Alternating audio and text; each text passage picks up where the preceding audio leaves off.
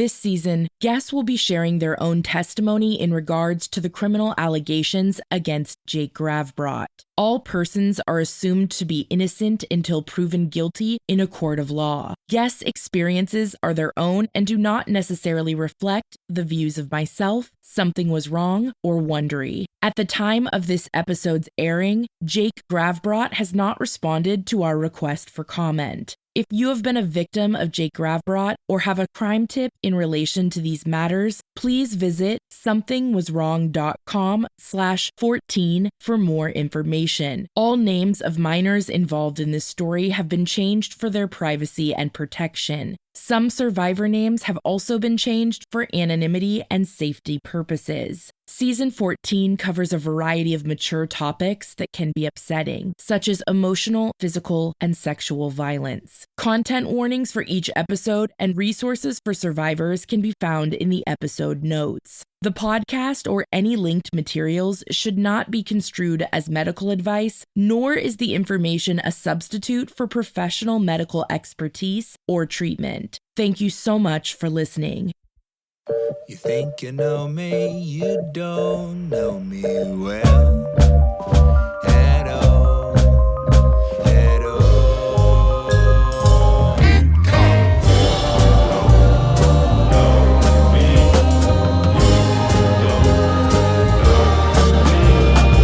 you don't know anybody till you talk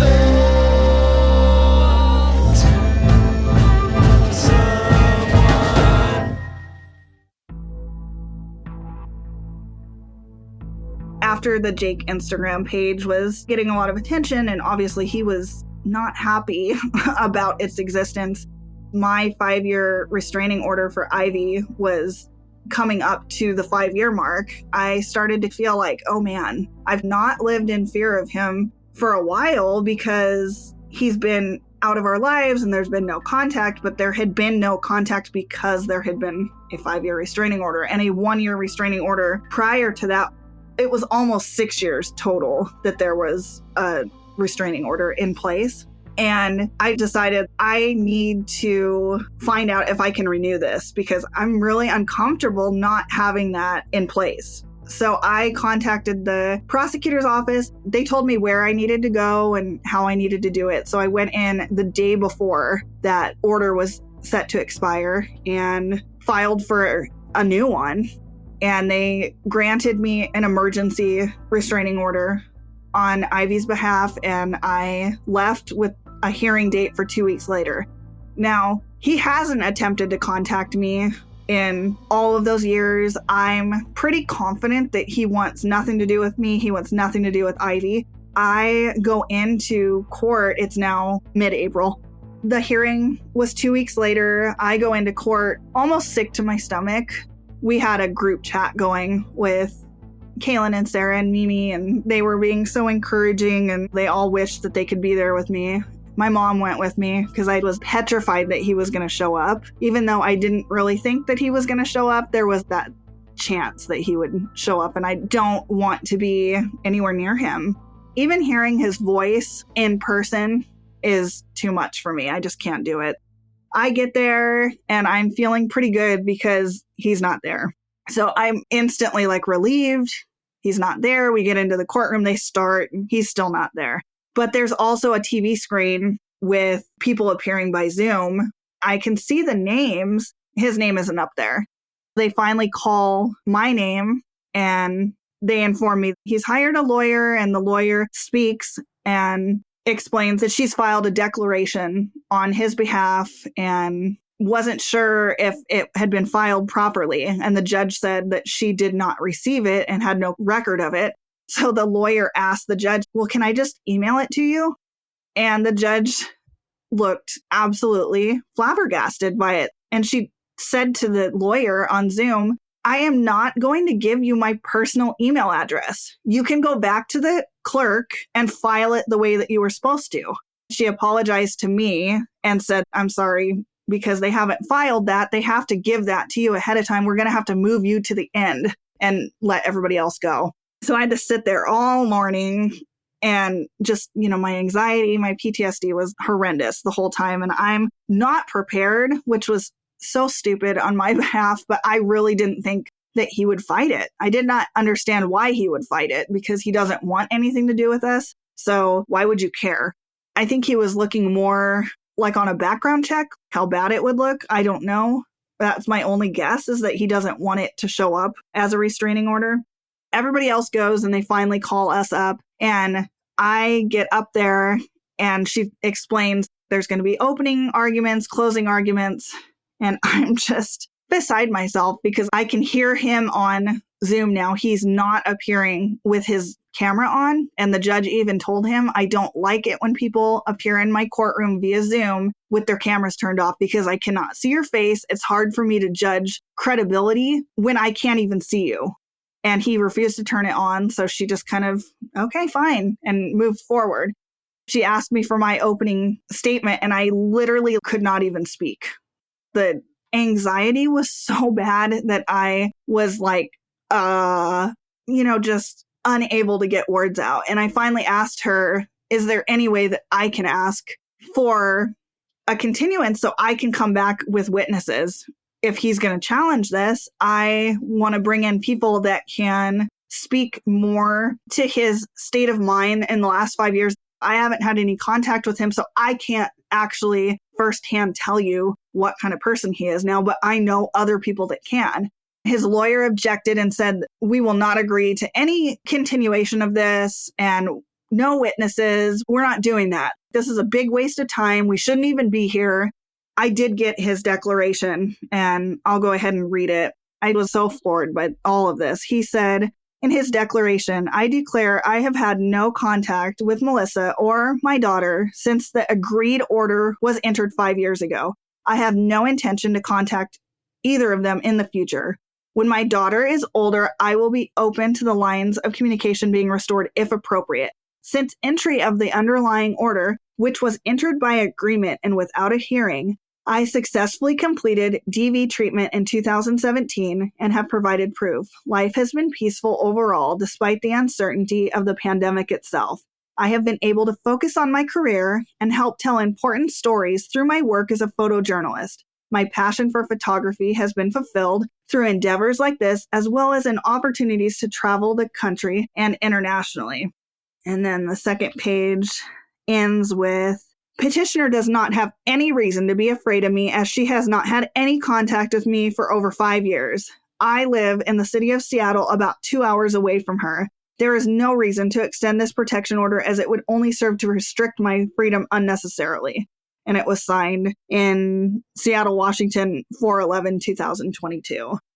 He clearly did not tell his lawyer what the whole story was to begin with, because she kept saying in court that I was wasting their time, that this was a total waste of time, that there's no basis for any of this, because he was trying to go off of the story that when he tried to file the restraining order against me back in 2015, my lawyer negotiated it into family court and we did an agreed no contact in family court. That's what he's referring to in this. He's acting like there wasn't an actual 5-year restraining order. And so she's arguing this was a no contact order. It was in family court. There's no reason for any of this. And the judge interrupted her and said, this was not an agreed upon order. This was a restraining order from a criminal conviction. There was a 5-year restraining order in place. The judge turned to me and said, is this correct? And I said, yes. And the 5-year restraining order was going to run out the day before I filed for a new one. I'm just trying to extend it. And the lawyer says, oh, well, then I'm going to motion to move this to family court because this is a domestic issue. And the judge said, no, it's not a domestic issue. We're going to continue on. Denied her motion to dismiss.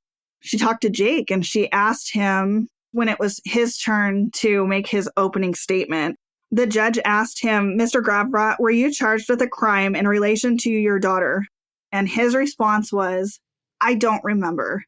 She said something to the effect of, Mr. Gravbrot, did you go to jail for assaulting your daughter? And then he said yes.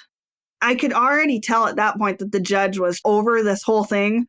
And he again said, I have no intention to contact her. I want nothing to do with her. Obviously, like I haven't attempted to contact. Why would she even think that she needed a restraining order? I haven't attempted even once to contact her in 5 years. At that point, she gave me a chance to make my closing argument. And my closing argument was, yeah, he hasn't made an attempt to contact me in 5 years. He's not lying there. But the reason being is there's been a restraining order in effect the entire time. There has not been a lapse in it. And I absolutely fear for my daughter's safety. I fear for my safety. She asked me, have there ever been any domestic violence incidents against you with him? And I told her there was an incident with my car where he attacked my car with me inside. I said that was a Seattle PD case that ended up being dismissed because we declined to press charges. And she said, okay. She pretty quickly ruled that there's more than enough evidence that there's been severe domestic violence in all of this. And so she said, I'm going to go ahead and grant the restraining order for your daughter. She told me that I had proved that there had been domestic violence towards me. And so she added me to the order as well, which was not even what I had gone in for. The original order didn't include me. It was just Ivy. So I was a little bit blown away that she took all of that information and decided that not only is he a danger to your daughter, I think he's a danger to you as well. She gave him the whole spiel of if you contact her or attempt to contact her or even drive by her house or anything along those lines, you know that it will result in you potentially going to jail. And he literally laughed and said, I would never, obviously, I don't want anything to do with her. And the judge rolled her eyes and said, well, keep it that way. No contact means no contact. And he hung up at that point from the Zoom. The whole thing was interesting because he obviously lied to his lawyer because she had no clue. I don't think it was necessarily her fault, but she kind of looked like an idiot in court because she didn't even know the history of what the restraining order was or why it had been issued in the first place. She was going off of whatever bullshit lie he had told her and ran with that. And obviously it wasn't anywhere near the truth. I think the judge was annoyed by that, but I could see that most likely it was him not being honest with her. So that did not turn out well for him. It was not, I went into court with no documentation, none of my records, none of my proof without a lawyer. And I won more than what I was even asking for when he had a lawyer. Obviously, she didn't perform that great for him, which how could you when your client is lying about everything to you? But it was interesting to me that that's the lawyer that he's hired now. Good morning. Good morning. Happy Friday, everyone. Sorry for the voice memo, but my freaking voice to text always is like so atrocious. I don't have any solid updates for you yet, except for that I've been going through all the boxes of evidence, getting things ready for my initial contact with Seattle PD, which I will hopefully be making today. So I've been doing some research on Seattle PD, and in the last 2 months, actually, there's been all these articles that I saw about how understaffed Seattle PD is and that the sex crime unit has been specifically understaffed.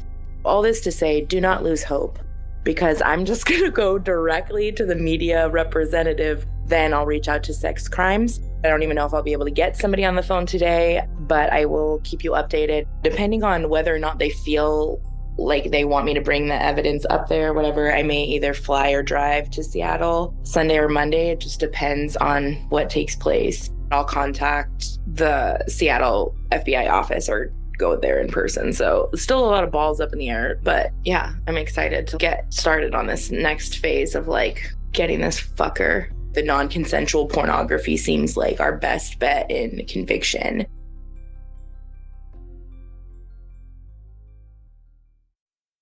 Thank you for calling the Seattle Division of the Federal Bureau of Investigation. If you do not wish to be recorded, please press 1 to learn how to submit a tip online. During this call, you will be asked to provide identifying information about yourself and/or the persons about whom you are calling. We use this information to assist in investigating your tip. You do not have to provide your name or other personal information. However, the lack of information may delay or hurt our ability to investigate your tip. Any information you can provide may be used for authorized purposes. Please provide the zip code of the area you are calling from now. One moment while I transfer you to the next available representative. Your call will now be recorded. Thank you for calling the FBI. May I please have your first and last name? Hello, my name is Tiffany Reese, Reese. Okay, so what federal violation are you calling to report today?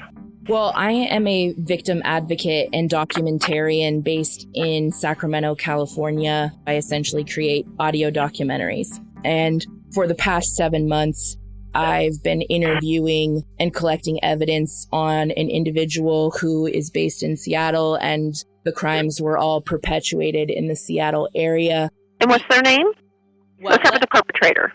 His name is Jake, Jake, and his last name is Gravbrot,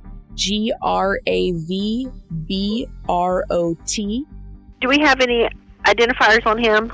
Yes, his birthday is March 28th. I believe he's approximately 42 years old. He is 6'4", 250 pounds, white Latino male with tattoos head to toe.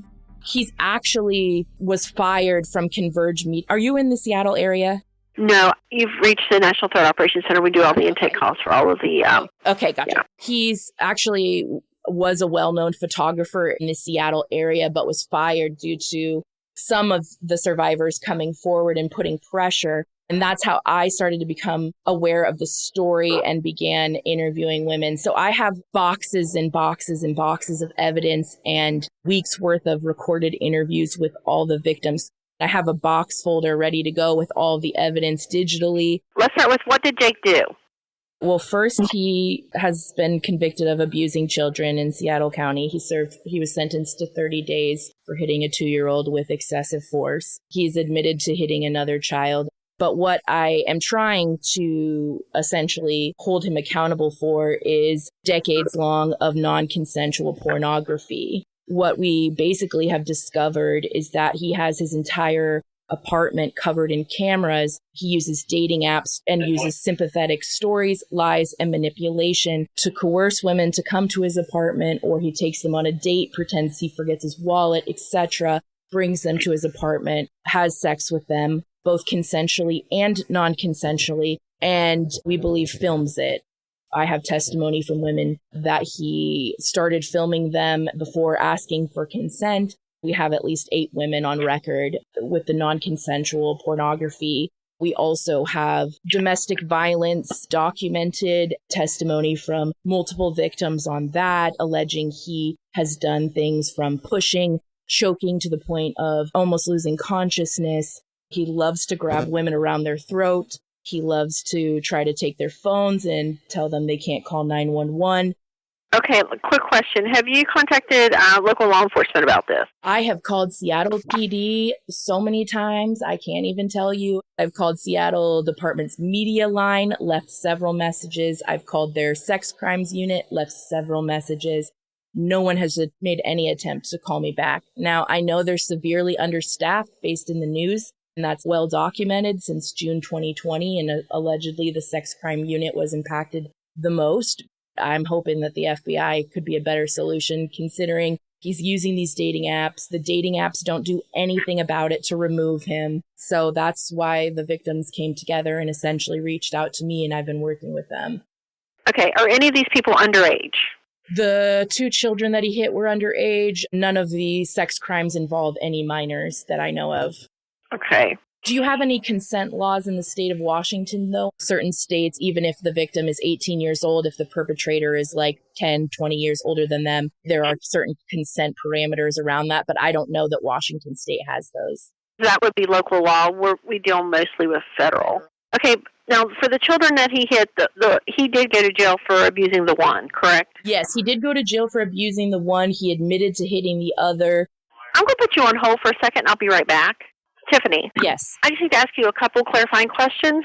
Okay, so none of this happened on federal property. The majority of the crimes were perpetrated was in downtown Seattle. Okay. Now, you said that the Seattle Police Department that their sex crimes unit is grossly understaffed.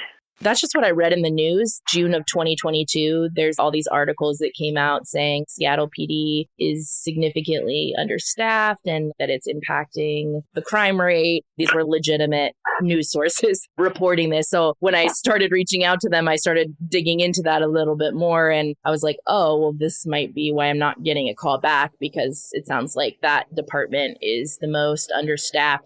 Okay, did you reach out to the Washington State Police? I did not reach out to the state police. Would you like their number? Sure. Because from everything that I'm seeing, that is going to be your best avenue.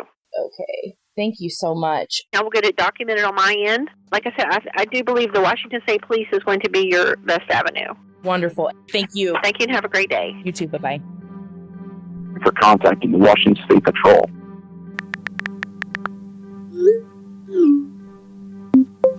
Hi. Hello. Can you hear me okay? Yeah. Okay. Okay, Melissa's joining. I'm here. Hi. Oh my God. Hi. I don't know if I imagine Sarah's probably working. She had to do a bunch of stuff, so I'm going to fill her in. Okay. So I got through to the FBI. They basically took a bunch of high-level information. She put me on hold for a while, and then she came back and she said, so did any of these crimes happen on federal land? And I was like, no. Perhaps they could have no national parks. I was going to say Sarah was with him on those trips, and then there was somebody else, right, Melissa? Yeah, I feel like he had probably a woman on every trip that he took to a national park. You can't say for sure, but it would not surprise me if he had filmed a woman inside a national park, which would be federal land, wouldn't it? Yeah. Okay, I'll circle back to them with that. That's really good thinking. She was like, your best bet, whatever that means, is the Washington State Police. I called the number that she gave me, and they don't even have an option to report a crime on their call line. But I just wanted to call and explain it over the phone because that's easier. Melissa, do you remember who it was? There was somebody that he took on a road trip, and he was yelling at her in the car. Yosemite, I think. That's what I thought. I thought they went to a national park. Yeah, it was Northern California. And he also went to Joshua Tree, didn't he, with Sarah? He went to a bunch of places with Sarah, but I don't know that he, was abusive in those places. It's worth looking into that, though, especially because it's so documented, too, right? All of his national park stuff. Hi, this is Detective Mo with the Seattle Police Department returning your call. Please give me a call back or if it's easier, you can send me an email with the information you have. Thank you. Bye. September 27th, 2022, after receiving this voicemail, I sent over an email, which I read at the beginning of this season, including all of the collected evidence, recorded interviews, and timeline of events in a digital storage folder. We had hoped by giving the Seattle PD and FBI this evidence before reaching out to Jake for comment, that we might be able to get a search warrant for his cameras and hard drives. However, weeks went by with the only update being that the evidence was received and passed on to the detective supervisor, a sergeant in the Seattle PD Sex Crimes Unit. I sent Jake Gravbrot the following text message. Hello, Jake. My name is Tiffany. I am an advocate and documentarian. For the past 7 months, I've been collecting testimony alleging a decade of abuse and crimes perpetuated by you. Before the documentary is released, I'm reaching out to you for written comment or interview. I tried calling you, but your voicemail is full. Thank you. He hasn't texted me back or anything, but wait, let me check. He has not. I'm kind of surprised. It says delivered and I'm not blocked. I'm actually heading back to the Bay this weekend, but I'm going to bring my recording stuff with me in case he calls me back. If he's wants to do an actual sit-down interview. If he wants to just call me and yell at me, I'm just going to record that on the spot, obviously. Maybe you should ask him if he would like an opportunity to cry for the documentary. Right? What the fuck do you have to say for yourself? When are you going to get help, dude? I just want him to, verbally say how Melissa entrapped him. Oh my God, please.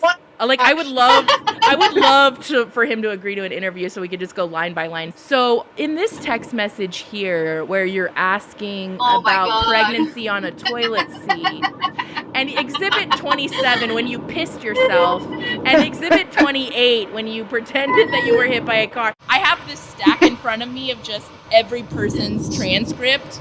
It's highlighted and there's those little flag stickers for everything he's done that's illegal just sitting in front of me. So my plan was just be like, well, where do you want to begin, Jake? Should we start with Kaylin or do you want to go back further? Let me know, because I've got about 24 stories here to ask questions about. So you just let me know where you want to start. He'll be like, they're all lying. It's a witch hunt. Yeah, I'll definitely keep you guys updated. Appreciate you hopping on. Yeah, thank Storm. you. Okay. All right. Thank you. Talk soon. Love y'all. All right, talk to you soon. Bye. Love you. Hi, this message is for Tiffany Reese. My name is Leah Elteris. I'm an attorney and I represent Jake Gravbrock. And I'm calling in response to a message that you sent him regarding a documentary that you are putting together. I'm calling because I'd like to talk to you about that. If you would, please give me a call back at your convenience. My direct line is... And I'm also calling to ask you to please not contact Jake directly. From here on out, you can deal with myself and my associate, Rebecca, in regards to any kind of interaction with Jake. Again, Leah L. Paris, and my direct line is... Let's set up a time to talk next week. You can text me at this phone number as well, and I look forward to your response. After receiving this voicemail from Jake's lawyer, I sent her a text message saying, "Hello, I received your message. Thank you for letting me know that you're again representing Jake. I will submit my questions for Jake for comment to your best email if you can provide it. Thank you." She responded with her email address, and the following week, I sent a 15-page document outlining all of the allegations against Jake for comment. We never received a follow-up response. I again followed up with the Seattle PD on October 24th, 2022, and was told that the sergeant had been sent the digital box file of evidence. What have your thoughts been like the last week or so with the police and the lawyers and all of these developments? I'm curious to hear what it's been like for you. I'm always cautiously optimistic. I feel like I've been waiting for so long for real accountability. I think we got a little bit of accountability when he went to jail, but it was such a short period of time that I don't feel like it really was, if that makes sense. It was not enough for what had happened. And that was literally one incident compared to all the terrible shit that he's done to people over the years. It's really disheartening to sit and watch somebody get away with that kind of stuff for so long. I'm really optimistic the direction all of this is going, that maybe we will actually get real, true accountability, not just for the kids, but for all of the women that he's hurt. I'm hoping that, obviously, everything that you sent over was so incredible, and the way that it's laid out, I don't know how you could look at all of that and think, oh yeah, there's no case here. There's just so much. There's so much evidence. There's so many stories. There's so many different victims involved. We don't even know all of them. I'm really anxious to see what happens with all of it. As of the airing of this episode, Thursday, December 22nd, 2022, we have still not received any updates from the Seattle PD or the FBI. To our knowledge, they have not reached out to a single victim to investigate these matters. The last email I sent to the sergeant was on Friday, December 16th, 2022. "Hello, Sergeant. I'm following up as it has been months since I sent over the box folder full of testimony and evidence, and have heard from the victims that no one has been contacted. Is anything being done in this matter? It's extremely concerning to me that this person is still walking around without any consequences, still on dating apps, and still endangering women and children. We will be creating a petition that our listeners can sign to help move these matters forward. There are so many victims, and they deserve justice. Thank you so much, Tiffany Reese." And friends, we need your help. We've created a petition to try and help bring attention and action to these matters. The direct link to the change.org petition can be found on our website, somethingwaswrong.com, and is also linked in today's episode notes. Please, please, please sign and share the petition, the press release, the podcast. It all helps as we continue to seek justice for the survivors. When Tiffany said that she was going to bring all this to the police. I was hopeful, but not really like expecting very much, which is terrible. But I feel like we've been failed by the system so many times that this was just another thing where I was hoping they would do the right thing, and it doesn't feel like they are. I don't know what will happen by the time we get to your episodes. I originally connected with the detective in Seattle. He did respond to my emails very promptly, but then like I go in box today because I had reached out again via email. I'm like, hey, what's up? What's going on here? And he's like, I forwarded the information to my supervisor. Then I go to box today to like share the box with the supervisor, because in my mind I was like, wait, he can't just send her the box. Like, I have to send her the box. She can't open it. I go in there because I was going to add some stuff to it, and he hasn't even fucking opened it. He didn't even accept the invitation or fucking open it. I sent it to her. She opened it right away, the sergeant. So hopefully that means that somebody's going to give a fuck here at some point. I wish I could say I was surprised. I'm not. I think you're a lot more understanding and empathetic towards their workload and stuff. However, I'm very much on the side of I don't expect them to do their jobs. They have a poor reputation. I think that the responding to the email and forwarding to the higher ups there is just to save his ass, like that he did something, but he doesn't even care enough clearly to like click in and see anything for himself. I don't think these people care. My fear all along has been if he thinks that he's being investigated, that he'll wipe all of those hard drives. And I don't know, are they able to retrieve that? He's obviously possessive over things that he feels are his, but also I think those videos and pictures are a way, they're trophies for one. I absolutely believe that. But it's also a way for him to continue to have control over women, even after they're long gone. It's disgusting. I call my stepdad and my mom, my parents. My parents are just so amazing. And I don't know what I would have done if they didn't help me when I left Jake. I'm so grateful. I think this podcast will be hard for my mom to listen to, but it's also been so nice for her to know the truth and for her to understand it better, that it wasn't just me. We all were manipulated. There's so many of us. She's been my greatest support system. If I call my mom at any time, she's there for me. And the same goes for Melissa. Like, there's never a time where I can't reach out to her and Melissa will give me the shirt off her back. If I needed something, she would be there. And so it's really cool to have that. I love that. That's amazing. The last piece that I would like to get into is thanking you so much for everything that you have done and all of the support that you have offered to all of these other women, the bravery that you have shared, the commitment you have made to providing me with everything I need. You guys have done such an incredible job helping me understand this story and connecting me with people that are important to it. I don't even know how to thank y'all. Like, I really don't. I was trying to figure it out. Like, when I was talking to Melissa earlier, it feels like anything that I could come up with doesn't seem like quantifiable to how I feel inside. Like, I don't even have the words yet, I guess. I feel the same. Like I said, it's not over. It also doesn't feel like it's done yet. I have a very deep sense of this is not, like, I'm sure there's going to be so much that's going to happen in the next few months. Right. But like, I feel like I gained friendship in you.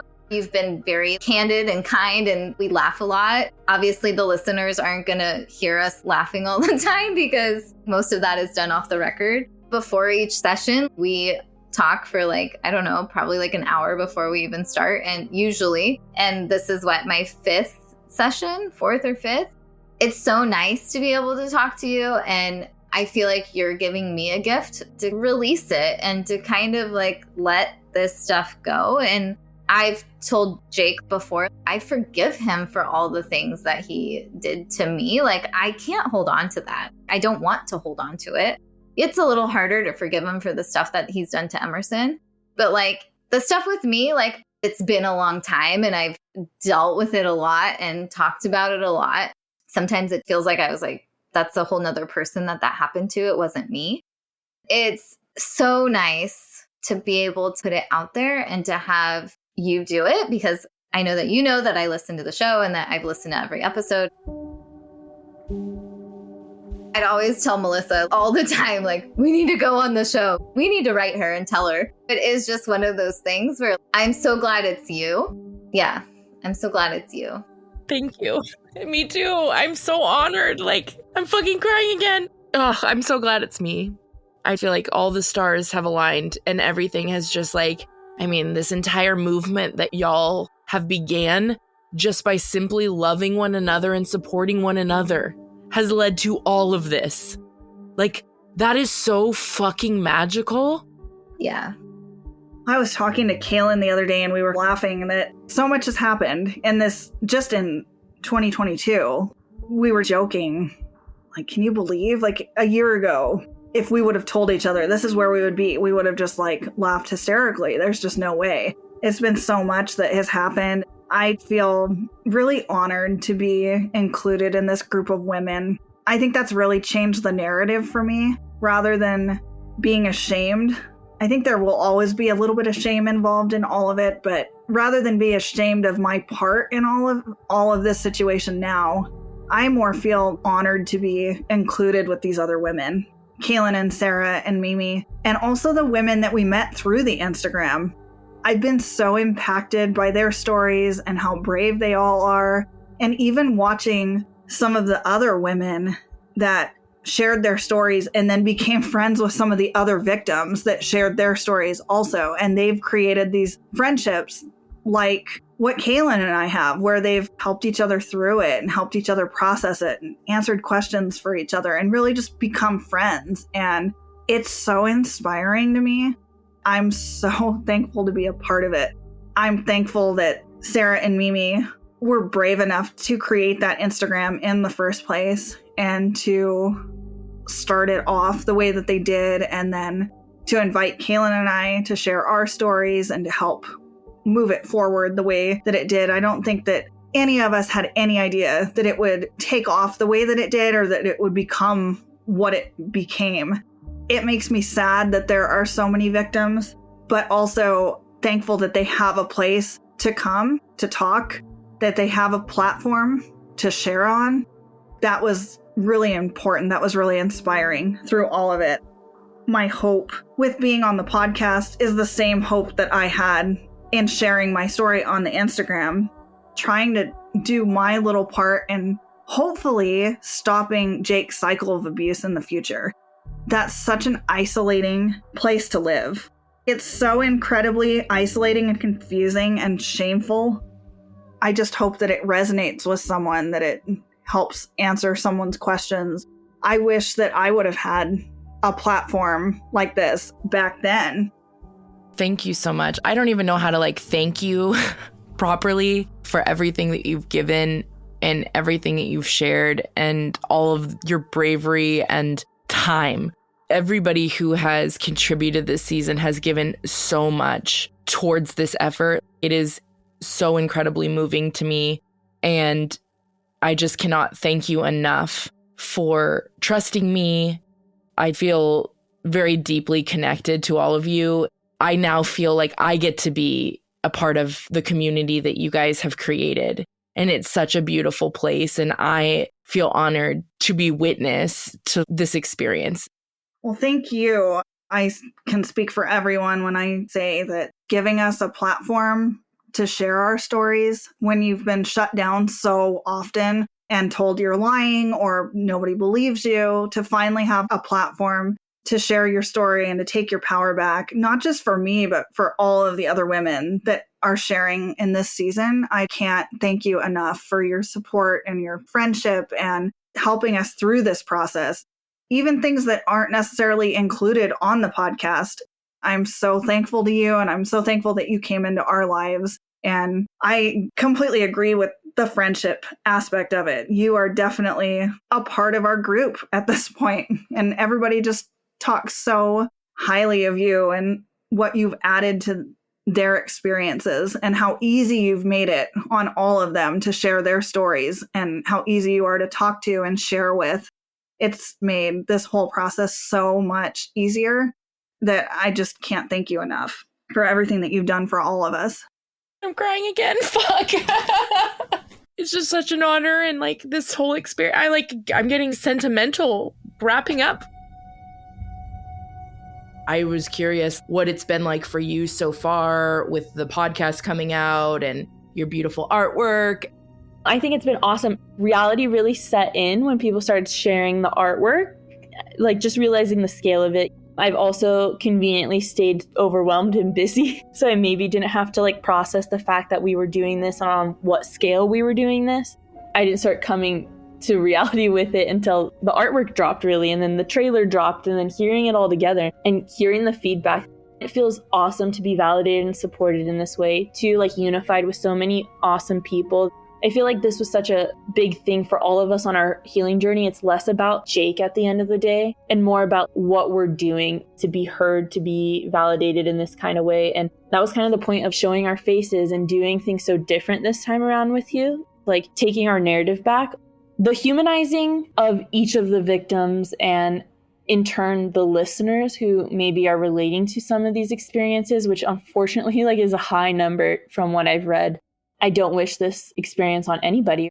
I hope that they don't have to understand where we're coming from in these ways and that they get to just listen to this and be warned for anything that could come their way. But for the majority of people who have unfortunately had an experience like this, it's great to see how validating it is for them. And I hope that it only has positive effects in their life and decisions moving forward in their own relationships and healing process. It's such a wild ride. I really think it's so incredible what has all transpired. When you started that Instagram page, could you ever have imagined that it would have led to all of this? Not at all. I hope at best it would help one other person. If it had helped one person, I would have been happy with that. Or when women started coming forward, if it ended there and gave them some sort of solidarity and made them feel like they weren't the crazy ones in all of this, that would have been enough for me. But to see like it gain this kind of traction, I'm just so grateful. Me too. And I'm so thankful to you for everything that you've done and all of the energy and time you've given to me, for being so vulnerable and sharing so much. Jake, he targeted incredibly wonderful, empathetic, badass women who are coming together now. It's such a beautiful thing. Oh, I love you. I love you too. I'm incredibly sorry for what you experienced and what you've been through. I admire so much your bravery in setting this all on fire. You sparked this flame that has grown into this massive thing. You started this to help one person, and you're going to end up helping millions of people. Thank you so much. That means so much from you. Something I was thinking, like while you're saying that he targeted all these empathetic and beautiful, strong, whatever, it's honestly that sentiment has allowed me to like reframe. I feel like empathy has been a weakness of mine. There's so many things that we all have in common other than this trauma, but that made us ripe for the picking. Like he targeted us specifically. It seems like that level of empathy or empathy without boundaries is harmful to yourself. But this whole experience has allowed me to really reframe that and allow it to see like that's my superpower. That's like all of our superpower. The fact that we're able to empathize with maybe someone who doesn't deserve it, but also like each other and show the strength in that. That was a game changer right there. Yeah, what I have come to learn is that being soft is hard as fuck, because being vulnerable is hard as fuck. Like, you have to have so much confidence in that. Like, people try to minimize you and make you feel like you're fucking weak. No, actually, I'm fucking strong. Hell yeah. Being soft is hardcore. That's my new quote. I'm going to letter that, and we're all going to have to get that tattooed too. Being soft is hardcore. I love that. It takes so much courage and bravery to put it all out there. Thank you so much. I love you. I am incredibly honored to have been trusted by the survivors this season to share their stories. And I'm grateful beyond words to each of them for participating and for their bravery and energy and vulnerability. Kaylin, Carly, Julie, Melissa, Mimi, Sarah, Maria, Kit, Clementine, Carrie, and Violet. Thank you so, so much. I'd also like to thank all of our allies to these survivors that spoke with me this season, both on and off the record. and my teammates, our incredibly talented audio designer, Becca, and our social media and community manager, Lily. Thank you, friends, for listening, supporting, and sharing this season. Next week, the audio from our live Q&A event will be in your feed, and the following week, Becca, Lily, and I, we're taking a week off. Then we'll be back with season 15, beginning the season with Holly Madison, as she shares her experience of abuse while living at the Playboy Mansion during her 7-year relationship with Hugh Hefner. Thank you again so much for listening and supporting the survivors and the podcast this season. Please sign the petition and share it on social media if you can. It's on our website and it's in the episode notes, somethingwaswrong.com. Wishing you all a wonderful holiday season with your loved ones. If you're having a difficult time this holiday season, please know that you're loved, and there are resources available to support you. Visit somethingwaswrong.com/resources for a list of nonprofit organizations that can help. Thank you so much. Happy holidays, and stay safe, friends.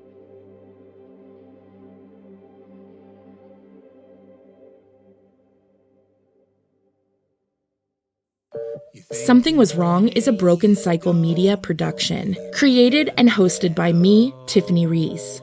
If you'd like to support the show further, you can share episodes with your loved ones, leave a positive review, or follow Something Was Wrong on Instagram at Something Was Wrong Podcast. Our theme song was composed by Glad Rags. Check out their album, Wonder Under. Thank you so much.